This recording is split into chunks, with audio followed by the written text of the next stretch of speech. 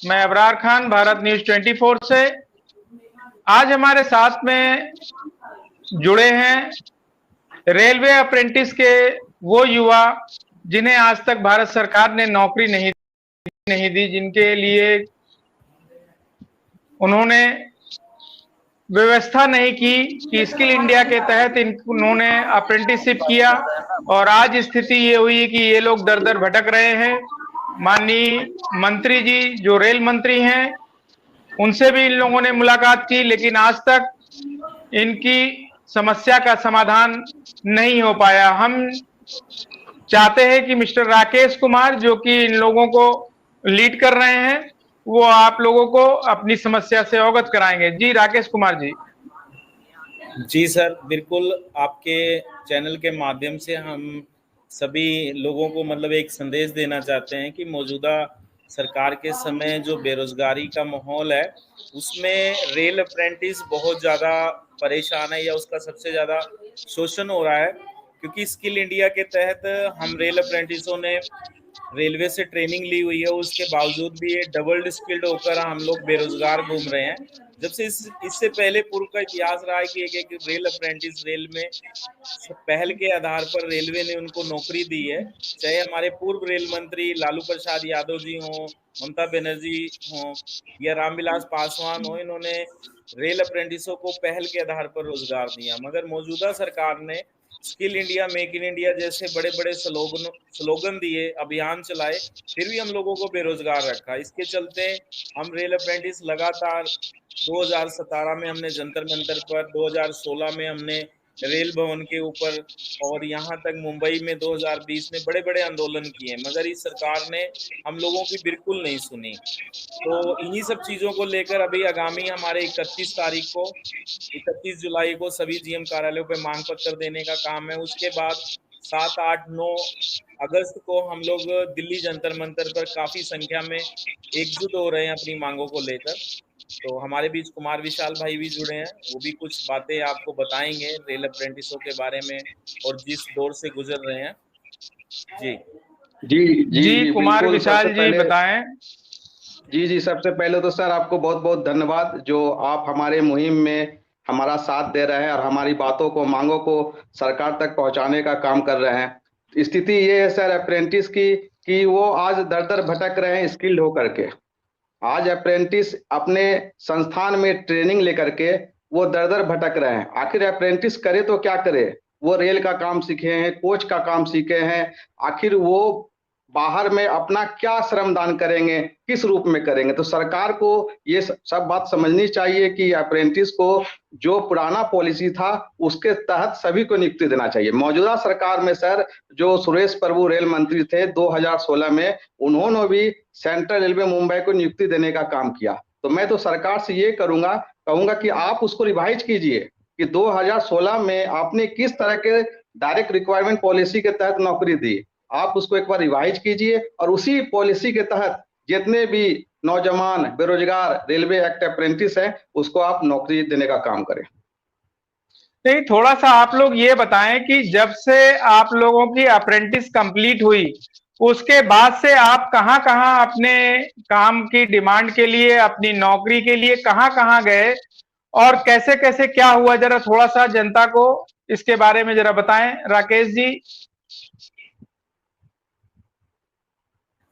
जी बिल्कुल बिल्कुल अबरार सर, ऐसा है कि रेल अप्रेंटिस एक ऐसा शिकार हुआ है सरकार का, ऐसा बोला जा सकता है। क्योंकि हम अप्रेंटिस करने के बाद अगर किसी कारखाने में अपना वो सर्टिफिकेट लेकर जाते हैं तो हमें ये कहकर वापस मोड़ देते हैं, हमें उस फैक्ट्री या कारखाने में काम नहीं दिया जाता है कि आपको रेलवे ने ट्रेनिंग दी है और वही रोजगार देंगे।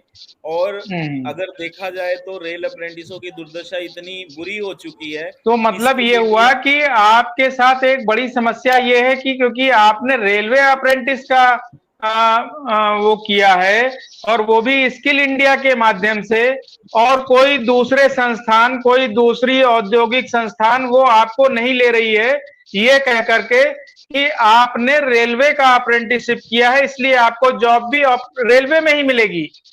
ये तो बहुत बड़ी समस्या है आपके सामने। जी सर, मैं खुद भी लखनऊ गया था एक कंपनी में। वहां पर मैंने अपना एनएसी सर्टिफिकेट दिखाया और उनसे बोला कि हमने रेल में ट्रेनिंग लिया है 1 साल का, और 1 साल आईटीआई भी किया है। तो उन्होंने स्पष्ट रूप से कहा कि भाई आप तो रेल का काम सीखे हैं, आप अपने रेलवे संस्थान में जाकर के नौकरी मांगिए, हमारे पास आपके लायक कोई काम नहीं है, क्योंकि आपने रेल का काम सीखा है। एक ही लाइन में उन्होंने जवाब दे दिया। नहीं तो उनसे उनका लॉजिक सिर्फ ये सिंगल कैसे हो सकता है कि रेलवे, भाई ये तो जो आप लोग स्किल इंडिया के तहत जो काम सीखते हैं ये एक तरीके से फिटर का काम होता है, और फिटर का काम किसी भी संस्थान में मिल सकता है, तो वो इस तरह से कैसे कर सकते हैं? ऐसा क्या वजह है? सबसे बड़ी बात सर ये है कि वो एनएससी सर्टिफिकेट पर हमें जजमेंट करते हैं कि इन्होंने रेलवे में ट्रेनिंग ली। अच्छा बस यही अच्छा। प्रॉब्लम है सर। और बिल्कुल सर बिल्कुल। उस हाँ सर्टिफिकेट का कुमार हम विशाल। लोग कोई भी यूज नहीं कर सकते हैं। हाँ हाँ, नहीं बिल्कुल, कुमार विशाल ने जो बात बोली है उसको मैं थोड़ा और क्लियर करता हूँ कि जो हमें एनएससी का सर्टिफिकेट मिलता है उस पे स्पेशल लिखा होता है कि रेलवे एस्टेब्लिशमेंट से हम लोगों ने अप्रेंटिसशिप की है अलग अलग ट्रेड में, इलेक्ट्रीशियन में, फिटर में, मशीनिस्ट में। तो वो जो स्पेसिफाइड ट्रेड है वो रेलवे के काम काज सिखाए जाते हैं उसके अंदर। और वो जो हम्म सर्टिफिकेट जब हम कहीं दिखाते हैं तो उनका यही कहना होता है कि रेलवे अप्रेंटिसों का जो इतिहास रहा है, जो हिस्ट्री रहा है, कि हम आपको काम दे दें, आपके साथ एग्रीमेंट कर लें, आप तो प्राइवेट कंपनी छोड़कर सरकारी कंपनी में वापस चले जाएंगे, हमारा नुकसान हो जाएगा। इस सोच के हम्म। साथ वो लोग हमको उन कारखानों के अंदर और कंपनियों के अंदर जगह नहीं देते हैं, सिर्फ उस सर्टिफिकेट की वजह से, क्योंकि उस पर रेलवे की मोहर लगी होती है और उस पर रेलवे एस्टेब्लिशमेंट का नाम लिखा होता है। तो इसके बाद आप जब अपने संस्थान में जाकर के आप लोगों ने क्या ये समस्या बताई कि आपके इस सर्टिफिकेट की वजह से हमें और किसी जगह काम नहीं मिल रहा है, या फिर संबंधित जो मंत्रालय है वहां कहीं आप लोगों ने किसी से मुलाकात करके अपने काम के लिए कोई ऐसी डिमांड रखी? जी सर सर, इसके डिमांड तो लिए हम लोग कर ही रहे हैं। नहीं नहीं जी बिल्कुल, बोलिए। अभी हम थोड़ा सा बताते हैं सर कि इसके लिए हम लोगों ने बहुत प्रयास किया। हमने कारखानों में भी ये बातें रखी कि हमें बाहर काम नहीं मिलता है, अगर किसी कारखाने में हम जाते हैं हमें वापस मोड़ देते हैं। तो उनका ये कहना होता है कि आप अपना काम खोल लीजिए, ऐसा शब्द बोलते हैं कि आप अपना काम हम्म खोल लीजिए। फिर हम अपना काम कैसे खोलें? अब हमने तो दर्जी का काम सीखा नहीं है, या हमने कंपाउंडेंट का काम किसी डॉक्टर के पास रहकर जीएनएम ईएनएम तो सीखा नहीं है। हमने तो वो काम सीखा है कि रेल कारखाने में ही हो सकता है, अपना रेल का कारखाना तो खोल नहीं सकते हम। ठीक है, तो ये प्रॉब्लम है कि हम लोगों को कोई दूसरा काम नहीं देता और हम अपना काम खोल नहीं सकते हैं उस ट्रेनिंग को लेने के बाद। ये लगभग कितने बच्चे होंगे पूरे देश में जो इस तरह से स्किल इंडिया से उन्होंने सर्टिफिकेट प्राप्त किया और आज वो दर दर भटक रहे हैं? लगभग कितने बच्चे होंगे, अंदाजा कुछ आपको? ये लगभग पूरे भारत में 70 से 80 हजार गिनती हो चुकी है। पहले तो गिनती कम गिनती में ट्रेनिंग करके तैयार किया जाता था।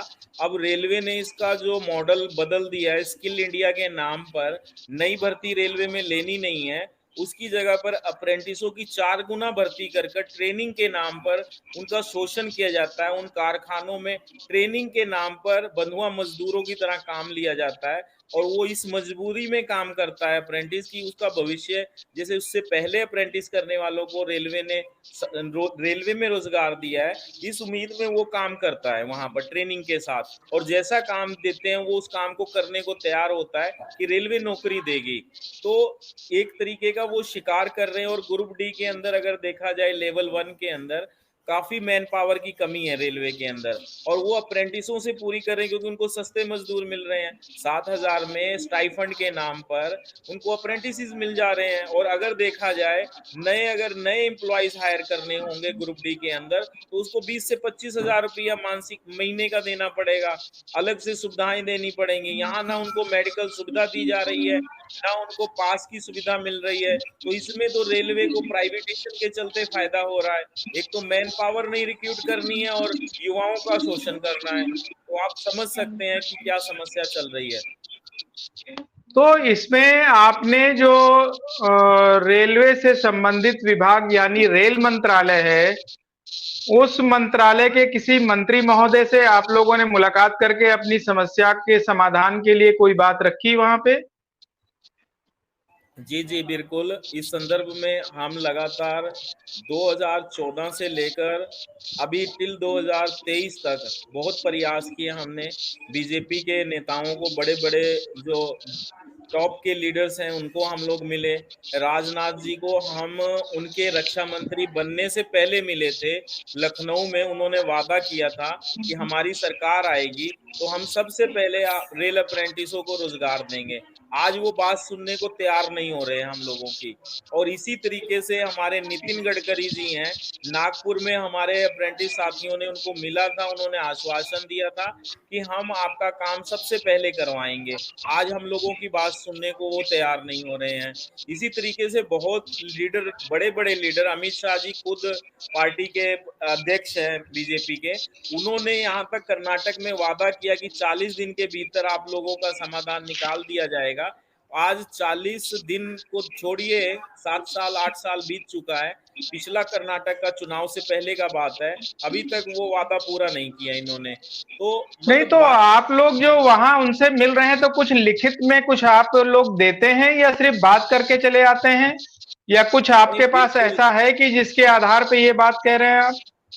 बिल्कुल मांग पत्र है हमारे पास। जो जो मेमोरेंडम दिए गए हैं उसके पुख्ता हमारे पास सबूत हैं। उनकी वीडियो में दी हुई स्पीच पड़ी हुई है हमारे पास, वो हम आपको प्रोवाइड कर देंगे। आप अगली, अगर हमारी कभी आप बाइट लेंगे या हम लोगों को, साथियों को मौका देंगे अपने चैनल पे, तो हम वो चीजें तैयारी के साथ अवेलेबल कराएंगे आपको, एक एक डॉक्यूमेंट और नहीं एक नहीं, एक आपको हम फिर नेक्स्ट वीक में फिर आप लोगों के साथ एक लाइव करेंगे और उसमें आप लोगों के पास जितनी भी चीजें अवेलेबल हैं उन चीजों को आप साथ में लेके जरूर आइएगा। और ये पूछना चाह रहे थे, क्या कभी आप लोगों ने रेल